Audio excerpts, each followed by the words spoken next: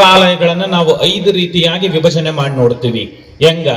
ಮೊದಲನೇದ್ದು ಸ್ವಯಂಭೂ, ಎರಡನೇದ್ದು ಆರ್ಷ, ಮೂರನೇದ್ದು ದೇವತಾ, ನಾಲ್ಕನೇದ್ದು ರಾಜ ಅಥವಾ ಪ್ರಭು, ಐದನೇದ್ದು ಮಾನವ ಅಂತ 5 ರೀತಿಯಿಂದ ದೇವಾಲಯಗಳನ್ನ ವಿಭಜನೆ ಮಾಡ್ತೀವಿ. ಮೊದಲನೇ ಸ್ಥಾನದಾಗ ಯಾವ್ದವಂದ್ರ ಸ್ವಯಂಭೂ, ಅಂದ್ರೆ ಅವು ಯಾರಿಂದನೂ ಕಟ್ಟಲ್ಪಟ್ಟಿಲ್ಲ, ಯಾರಿಂದನೂ ಸ್ಥಾಪನೆ ಮಾಡಲ್ಪಟ್ಟಿಲ್ಲ, ಅದು ತಾನಾಗಿ ತಾನೇ ಉದ್ಭವವಾದದ್ದು. ಈ ಭಾರಾ ಜ್ಯೋತಿರ್ಲಿಂಗ ಅಂತೀವಿ, ಶಕ್ತಿಯ ಅಷ್ಟಾದಶ ಪೀಠ ಅಂತೀವಿ, ಅವೆಲ್ಲ ಸ್ವಯಂಭೂದೊಳಗೆ ಬರ್ತವ. ಅಂದ್ರ ಅದನ್ನ ಯಾರೂ ಮಾಡಿದ್ದಲ್ಲ, ಅದು ತನ್ನಿಂದ ತಾನೇ ಉದ್ಭವವಾದದ್ದು. ಈ ಅಮರೇಶ್ವರ ಲಿಂಗ ಹೆಂಗಾದಂದ್ರ ಅದು ಯಾರಿಂದನೂ ಕಟ್ಟಿದ್ದಲ್ಲ, ಅದು ಸಾಕ್ಷಾತ್ ಪ್ರಕೃತಿಯಿಂದ ಆ ಪರಮೇಶ್ವರನಿಂದನೇ ಸ್ಥಾಪಿತವಾದದ್ದು. ಅದು ಅಮರೇಶ್ವರ ಕ್ಷೇತ್ರ ಅನ್ನೋದನ್ನ ನಾವೆಲ್ಲ ನೋಡಿವಿ. ಅದನ್ನ ವಿಸ್ತಾರವಾಗಿ ಹೇಳಿದ್ರೆ 5 ಬಹಳ ದೂರ ಆತವ.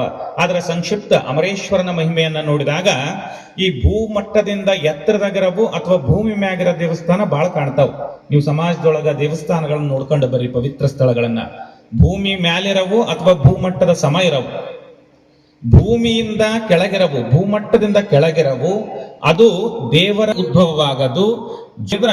ಶಿವನೇ ಅವತರಿಸಿ ಬಂದಂತಹ ಇತಿಹಾಸ ಉಳ್ಳಂತ ದೇವಾಲಯ ಅದು ಯಾವ್ದಾದ್ರೂ ಇದ್ರ ಅದು ಗುರಗುಂಟಿಯ ಶ್ರೀ ನಾವೆಲ್ಲರೂ ಭಕ್ತಿಪೂರ್ವಕವಾಗಿ ಒಪ್ಪಬೇಕಾಗ್ತದ. ಅಂತಹ ಅಮರೇಶ್ವರನ ಚರಿತೆಯನ್ನ ನೀವೆಲ್ಲ ಈ ಮುದಗಲ್ಲ ಒಂದು ನಗರದೊಳಗ ಕುಂಬಾರೋಣೆ ಕೇಳಕತ್ತೀರಿ. ಯಾಕೆ ಖುಷಿ ಆಯ್ತಂದ್ರ ಪೂಜ್ಯರೇ ಆಗಲೇ ಅಪ್ಪಣೆ ಪಡಿಸಿದಂಗ ನನಗ ನಂದವಾಡಿಗೆಯ ಹಿರಿಯ ಪೂಜ್ಯರೊಳಗ ಒಂದು ವಿಶೇಷವಾದಂತಹ ಶ್ರದ್ಧೆ, ಆಸಕ್ತಿ, ಭಕ್ತಿ. ನಾನು ನಮ್ಮ ಈ ಕಾರ್ನಾಗ ಬರ್ಬೇಕಾದ್ರ ಮಹಾಂತೇಶ ಸ್ವಾಮಿ ಅವ್ರ ಕೆಂಡದ ಮಠದವ್ರಿಗೆ ಹೇಳ್ಕೊಂಡು ಬರಕತ್ತಿದ್ದೆ. ನಾನು ಸಣ್ಣತ್ತೊಂದು 8-9 ವರ್ಷ ಇದ್ವೇನು. ಪೂಜ್ಯರು, ನಂದವಾಡಿಗೆ ಹಿರಿಯ ಪೂಜ್ಯರು ನಮ್ಮ ಅಮರೇಶ್ವರ ಸುಕ್ಷೇತ್ರದ ಮ್ಯಾಲಲ್ಲಿ ಗುರುಮಠ ಅಂತ ಆದ, ಅದರೊಳಗೆ ಒಂದು ಸುಮಾರು 2 ಸಾರಿನೋ 3 ಸಾರಿನೋ ಅನುಷ್ಠಾನ ಮಾಡಿದ್ರು. ಅವಾಗ ನಮ್ಮ ತಂದೆಯವರು, ನಾನು ಮನೆಯಾಗಿದ್ದೆ, ಸಣ್ಣತ್ತಿದ್ದೆ, ಶಾಲೆ ಓದ್ತಿದ್ದೆ, ನಮ್ಮ ತಂದೆಯವರು ಅವ್ರ ದರ್ಶನಕ್ಕ ಪ್ರತಿ ಸಾರಿ ಅವ್ರ ಅನುಷ್ಠಾನಕ್ಕೆ ಕುಂತಾಗೂ ಕರ್ಕೊಂಡು ಹೋಗಿದ್ರು. ನಾನು ಹೇಳ್ತಿದ್ದೆ ಅವ್ರಿಗೆ ಬರಾಗ, ಹಿಂಗ ಹಿರಿಯ ಪೂಜ್ಯರ ಅನುಷ್ಠಾನ ಮಾಡಿದಾಗ ನಾನು ಅವ್ರ ದರ್ಶನ ಮಾಡಕ್ ಹೋಗ್ತಿದ್ದೆ ಅಮರೇಶ್ವರಕ್ಕ ಅಂತ. ಅದನ್ನೆಲ್ಲ ಮೆಲುಕು ಹಾಕೊಂಡು ಬಂದೆ. ನಾನು ಪೂಜ್ಯರ ಆಶೀರ್ವಚನ ಬಹಳ ಸಲ ಕೇಳೀನಿ.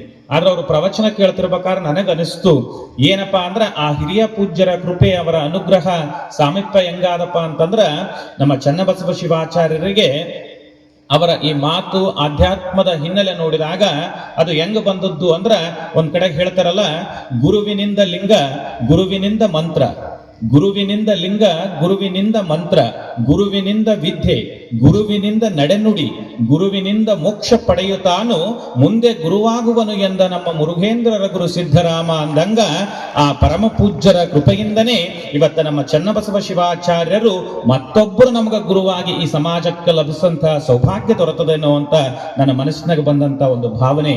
ನಿಜವಾಗ್ಲೂ ಸಂತೋಷ. ಈ ಮುದುಗಲ್ಲ ಗ್ರಾಮ ಅಥವಾ ಪಟ್ಟಣದ ಬಗ್ಗೆ ಎಷ್ಟು ಹೇಳಿದ್ರು ಕಮ್ಮಿ.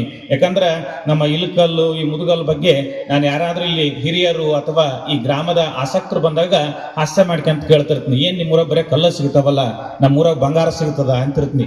ಆದ್ರೆ ಅವ್ರು ಹೇಳ್ತಾರ, ಏನ್ ಗೊತ್ತಾ, ಆ ಕಲ್ಲ ಈ ಕಲ್ಲ ಇಲಕಲ್ಲ, ಮುಂದಿರುವ ಮುದ್ದಾದ ಕಲ್ಲ ಮುದಗಲ್ಲ ಅಂತಾರ.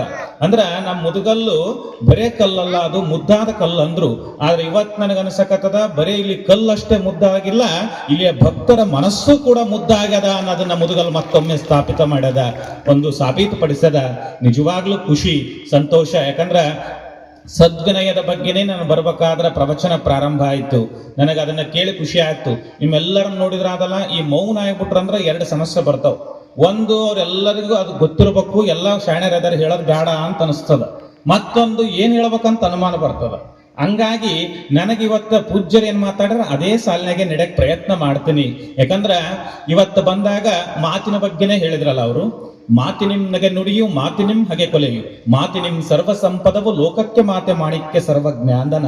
ಮಾತೇ ಜಗತ್ತಿನಾಗ ಜ್ಯೋತಿರ್ಲಿಂಗ ಅನ್ಸ್ಕೊಂಡದಂತ. ಆದ್ರ ಈ ನಮ್ಮೊಳಗಿನ ಅಹಂಕಾರ, ಅವರು ವಿನಯ ಅಂದ್ರಲ್ಲ, ಆ ಸದ್ವಿನಯ ಬರ್ಬೇಕಾದ್ರೆ ನಮ್ಮೊಳಗಿನ ಅಹಂಕಾರ ಹೋಗ್ಬೇಕಲ್ಲ. ಆ ಅಹಂಕಾರ ಹೋಗ್ಬೇಕಾದ್ರೆ ನಿಮ್ಗೊಂದ್ಸಲ ಹೇಳ್ತೀನಿ, ಇದು ದೇವರು ಏನ್ ಮಾಡ್ಯಾನ ಅಂದ್ರ, ದೇವತೆ ರಾಕ್ಷಸಗಳನ್ನ ಪುರಾಣದಾಗ ಅಷ್ಟೇ ಇಟ್ಟಿಲ್ಲ, ನಮ್ಮ ದೇಹದೊಳಗೂ ಇಟ್ಟನ, ದೇಹದೊಳಗೂ ಇಟ್ಟನ. ನಿಮ್ಗೆ ಹೇಳ್ತೀನಿ, ಒಂದ್ ಸಣ್ಣ ಜಗಳ ಆಗಿತ್ತಂತ ಒಂದ್ಸಲ. ಏನ್ ಗೊತ್ತಾ, ಈ ನಮ್ಮ ಬಾಯಿ ಒಳಗ ಐತ್ ನೋಡ್ರಿ, ಈ ಹಲ್ಲುಗಳಿಗೆ ನಾಲಿಗೆಗೆ ಒಂದ್ಸಲ ಜಗಳ ಆಗಿತ್ತಂತ. ಯಾರ್ಯಾರಿಗೆ? ಹಲ್ಲುಗಳಿಗೆ ನಾಲಿಗೆಗೆ. ಹಲ್ಲು ಅಂದುವಂತ ನಾಲಿಗೆ, ನಾವು 32 ಮಂದಿ ಅದೀವಿ, ನೀನೆಷ್ಟದಿದಿ? 9 ಅದೀವಿ.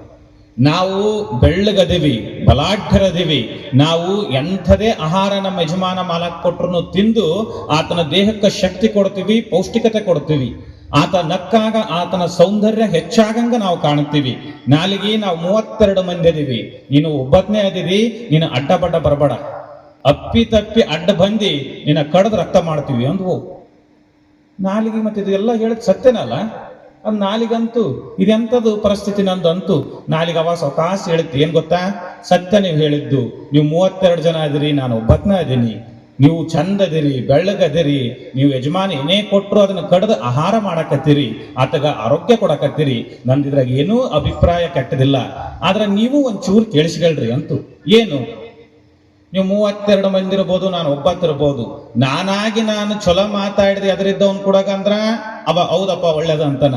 ಆಡದ್ರಾಗೆ ಏನಾರ ತಟಗಿ ಎಡವಟ್ಟು ಮಾತಾಡಿದೆ ಅಂತ ಇಟ್ಕೊಳ್ರಿ, ಅವೇನಂತಾನ, ನಿನ್ನ ಅಲ್ಲುದ್ರಿಶ್ ಕೈಯಾಗ ಕೊಡ್ತಂತಾನ. ನೀವು ನನ್ನ ಕೈಯಾಗದಿರಿ. ಹಂಗಾಗಿ ಸತ್ಯ ಮುಖ್ಯ ಸಂಖ್ಯೆ ಮುಖ್ಯ ಅಲ್ಲ, ಸತ್ಯ ಮುಖ್ಯ ಅನ್ನೋದನ್ನ ಹಲ್ಲುಗಳೇ ನೀವು ನೆನಪಿಟ್ಕರಿ ಅಂದ್ರಂತ. ಇದರ ಅರ್ಥ ಇಷ್ಟೇ. ಇದು ವಿನೋದಕ್ಕಾಗಿ ಹೇಳಿದ್ದೆ ಆದ್ರೂ ಕೂಡ ನಾವೆಲ್ಲರೂ ಒಂದ್ ಏನ್ ನೆನಪಿಟ್ಕೋಬೇಕಂದ್ರೆ, ನಾವು ಸತ್ಯ ಮಾರ್ಗದಾಗ ನಡೆಯಂತವ್ರು ಆಗ್ಬೇಕು, ಧರ್ಮ ಮಾರ್ಗದಾಗ ನಡೆಯಂತವ್ರು ಆಗ್ಬೇಕು ಅನ್ನೋದೇ ಇದರೆಲ್ಲದರ ತಾತ್ಪರ್ಯ. ಆದ್ರ ಅಮರೇಶ್ವರರ ಲಿಂಗಧಾರಣೆ, ಆ ಗುರುವಿನ ಸಾಮೀಪ್ಯದ ಕಥೆ ಕೇಳಿ ನನಗನಿಸ್ತು. ಅಮರೇಶ್ವರ ದಿವ್ಯ ಕ್ಷೇತ್ರ, ಅದು ಪವಿತ್ರ ಕ್ಷೇತ್ರ. ಅವರು ಶಿವನೇ ಅವತರಿಸಿ ಬಂದಂತ